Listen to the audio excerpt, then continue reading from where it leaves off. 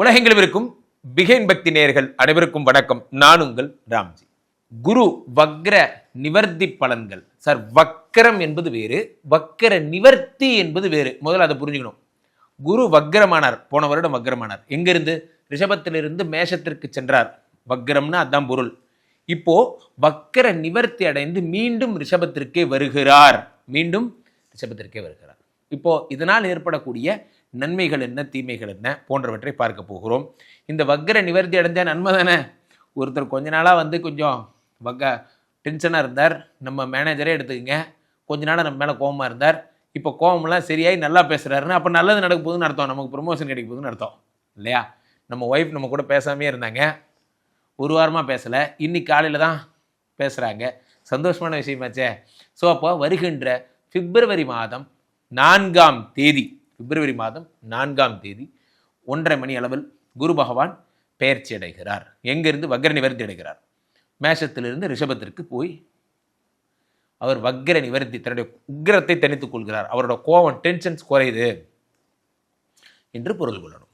So இந்த வக்ர நிவர்த்தி பலன்களால் யார் யாரெல்லாம் வீடு கட்ட போறீங்க, வழக்கமாக யார் யாரெல்லாம் கல்யாணம் பண்ணிக்க போறீங்க, யார் யாருக்கெல்லாம் குழந்தை கிடைக்க போகுது, யார் யாரெல்லாம் வெற்றி வாகி சுட போகிறீர்கள். ஒரு பந்தயம், அந்த பந்தயத்தில் வாழ்க்கை ஒரு போர்க்காலம் வேட்டையாடி பார்க்கணும், யார் யாரெல்லாம் ஜெயிக்கிறாங்க அப்படிங்கிறதெல்லாம் தொடர்ந்து ஒவ்வொரு ராசிக்காக நாம் பார்க்க போகிறோம். ஒவ்வொரு ராசிக்காரர்களுக்கும் எப்படி இருக்குங்கிறத பார்த்துருவோம். கும்பராசிக்காரர்களுக்கெல்லாம் குரு பகவான் 3ஆம் வீட்டிலே வக்ரம் பெற்றிருந்தார். இந்த கும்பராசிக்காரர்களுக்கு 2 கூடிய குரு பகவான் 3லே வக்ரம் பெற்றதால் பணவரவே இல்லாமல் இருந்தது.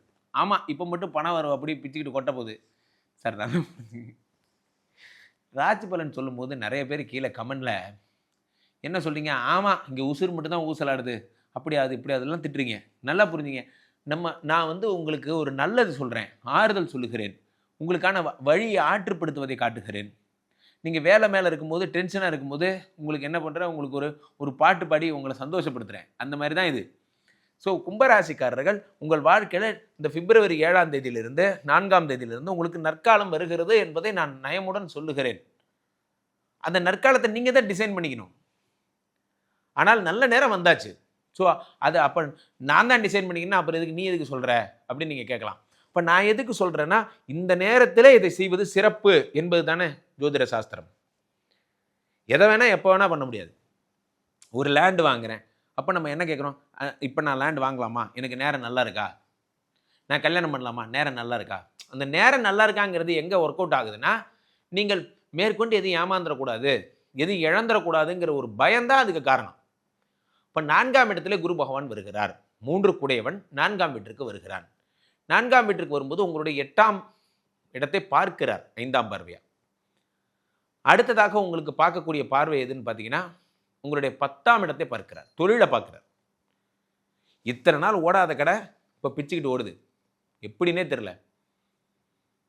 நம்ம கடையா இது அப்படின்னு பேக்கரி டெவலப் பண்ணால் நான் டெவலப் பண்ணேன், பண்ணு வேணும் பஜ்ஜி வேணும்னு ஒரே பிச்சு. சீரியஸாக இது யாருக்கு பொருந்தோ இல்லையோ, எனக்கு தாங்க பொருந்தோம். பேக்கரி டெவலப் பண்ணேன், பண்ணு வேணும் பஜ்ஜி வேணும்னு ஒரே பிச்சியாக இருக்கேன். நல்லா புரிஞ்சுங்க, பிஸியாக இருக்கிறது ஒரு பெரிய பெருமை. உங்கள் கம்பெனியில் 4ஆம் இடத்துல குரு பகவான் வரும்போது ப்ரமோஷன் கொடுக்க போகிறார். ப்ரமோஷன் கொடுக்கறது தான் குரு பகவான் வர்றார்.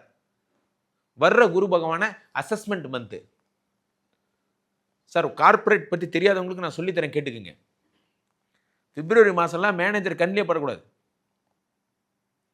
மார்ச் மாதம் நெருங்கும் போது அவர் கண் பார்வையிலே இருக்கணும். ஏப்ரல் மார்ச் 31 வரைக்கும் அவருக்கு ரொம்ப க்ளோஸாக நெருக்கமாயிடணும். அப்போ தான் உங்களுக்கு வர வேண்டிய ப்ரமோஷன் கிடைக்கும்.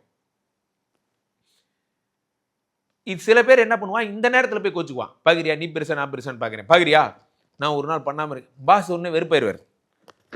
என்றைக்குமே இந்த அரசியல் மாதிரி தான். எப்படி? அரசியல் மாதிரி தான். இத்தனை வருஷமா என்ன பண்ணோங்கிறது தெரியாது.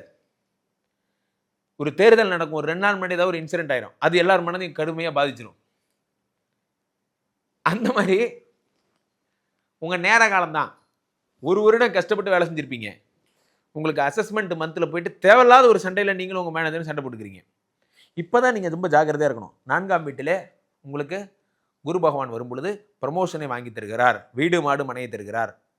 நீங்கள் சொந்தமாக வீடு வாங்க போகிறீங்க, லேண்ட் வாங்க போகிறீங்க, எல்லாம் பண்ண போகிறீங்க. உங்கள் காட்டில் மழை சூப்பராக இருக்க போகிறீங்க. உங்கள் வாழ்க்கையே தலைகீழாக மாறப்போகுது. கவலையப்படாதீங்க. நீங்கள் தான் ஜெயிப்பீங்க. நான் தான்டா இனிமேல் 4ஆம் வீட்டில் குரு வந்துட்டார். உலகத்திலே பெரிய சந்தோஷம் எதுனா நம்ம நம்ம நம்ம வேலை பார்த்ததுக்கான அங்கீகாரம். சார் எத்தனை பேர் சார் நம்ம அதை பண்ணுறோம்? எத்தனை பேர் பண்ணுறோம்? நம்ம எத்தனை பேர் பேசினா கை தட்டுறோம் சொல்லுங்கள்? அதுக்கே நமக்கு கஷ்டம். இப்போல்லாம் பார்த்தீங்கன்னா நான் பாட்டுக்கு மைக்க பிடிச்சி பேசுகிறேன். சமீபத்தில் கூட கூட்டு போயிருந்தாங்க சார். ஒரு இடத்துல ஒரு பேராசிரியர் ஒருத்தர் கூட்டு போயிருக்காங்க. அவர் ரொம்ப வருத்தத்தோடு சொன்னார். அவரை கூட்டு போயிட்டு தூர்தர்ஷனில் போய் பேட்டி கொடுக்க சொல்லியிருக்காங்க. இதே மாதிரி தான் நம்மளாவது பரவாயில்ல, பின்னாடி ஓப்பன் ஏரியாவில் நம்ம வந்து ஷூட்டிங் எடுக்கிறோம் தெரியுது. அவர் க்ரீன் மேட்டு, பிளாக் மேட்டு, க்ரீன் மேட் போட்டு முன்னாடி ஒரு போர்டு மாதிரி வச்சுட்டாங்க. நீ பாட்டுக்கு பேசுங்க. கேமரா வச்சுட்டாங்க, பேசு, இன்றைய தகவல் பேசுங்க.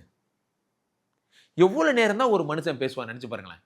ஒரே நாளில் அவருக்கு ஸ்லாட்டு 30 ஸ்லாட்டு, 30 இன்றைய தகவல் சொல்லணும். அப்போது ஃபஸ்ட்டு ஒரு பேச்சாளனுக்கு பெரிய தேவை என்ன தெரியுமா? என் கூட இருக்க நம்ம சங்கரனை கேட்டு பாருங்க, நம்ம கேமரா பாய் எல்லாரையும் கேட்டு பாருங்க. பேச்சாளனுக்கு பேசுறதை ரசிக்கிறதுக்கு ஒரு மூஞ்சியாவது அவன் பேசுறதை பார்த்து சிரிச்சாதான் அது பேசுறதுக்கு ஒரு உயிர்ப்பு வரும், மேற்கொண்டு பேச முடியும். யாருமே இல்லாத இடத்துல கொண்டு போய் பேச விட்டு இப்போ என்ன இருக்கு? இவர் பேசுறார், ஏழ்மைக்கும் ஏமா புடைத்து ஒரு பிறப்பில் ஒருவன் கற்ற கல்வி என்பது 7 பிறப்பிற்கும் எல்லாம் பேசுறாரு. பேசிட்டு இப்படி பார்க்குறாரு. பக்கத்தில் நின்றுட்டு இருக்கான் கேமராமேன், அவனை பார்க்குறாரு. அவன் உடனே இப்படி உம்முன்னு மூஞ்சி வச்சிருக்கான். இப்போ நான் கரெக்டாக தானே பேசுகிறேன். உடனே அதையே மாற்றி பேசுகிறார், ஜாலியாக பேசுகிறார். அதாவதுங்க படிப்புங்கிறது அப்படின்னு இப்போ என்ன மாதிரி ஏதோ ஒரு ஜாலியாக ஒரு 2 பாட்டு பாடுறாரு. பாடிட்டு இப்படி கேமராமேனை இதுக்காக சிரிப்பியா அப்படின்னு பார்க்குறாரு. கேமராமேன் அப்பயும் உம்முனே இருக்கான். இவருக்கு வெறி தாங்க முடியல. என்னடே நான் எவ்வளோ நேரமாக என்னென்ன பர்ஃபார்ம் பண்ணுறேன், உன்னை என் பாட்டு ஒன்று கூட பண்ணலையா அப்படின்ட்டு, ஹலோ நான் பேசுறத கேட்கவே மாட்டேன் நீ அப்படின்னதுக்கு கியா ஹே அப்படின்னு கேட்டிருக்கான். So sad. தூர்தர்ஷனில் சென்ட்ரல் கவர்மெண்ட் ஜாப், பஞ்சாப்லேருந்து அன்றைக்கி தான் கேமராமேனாக போட்டிருக்காங்க. அவனுக்கு தமிழ்லாம் தெரியாது. அவர் பேசி முடித்தோடனே ஆக அப்படின்னு முடிப்பார். முடித்த உடனே லைட் ஆஃப் பண்ணோம், திரும்ப ஃபஸ்ட்டு ஷூட்டு. 8 நிமிஷம் கணக்கு. அட பாவிகளா, இதுதான் அவங்க நிலைமை இத்தனை நாளா. உங்களுக்கு அறிவு இருக்கும், ஆனால் அந்த அறிவை புரிஞ்சுக்கிறதுக்கு இந்த முட்டாப்பையிட்ட வந்து இந்த நம்ம மேனேஜர் இருக்கானே முட்டாப்பையா, அவன்கிட்ட வாழ்கிறதுக்கு சும்மா இருக்கலாம். சிங்கன்னா சீரும், சிறுத்தன்னா பாயும், யானைன்னா பிச்சை எடுக்கும். பிச்சை எடுக்குமா என்ன பிச்சைக்காரப்பில் பொங்க. பல மேனேஜர் இப்படிதான். யானைன்னா யானைக்கு எவ்வளோ ஹைலைட்ஸ் இருக்கு, யானையை கூப்பிட்டு போய் பிச்சை எடுக்க விடுறது. ஸோ இப்படியே தான் அவன் திங்க் பண்ணுவான். ஸோ இதெல்லாம் சரியாகும். கீழே போயிட்டு இந்த 2 நம்பரை கூப்பிடுங்க. உங்கள் சொந்த ஜாதகத்தை பார்த்துக் கொள்ளுங்கள். மீண்டும் ஒரு நல்ல பதிவில் சந்திப்போம். நன்றி, வணக்கம்.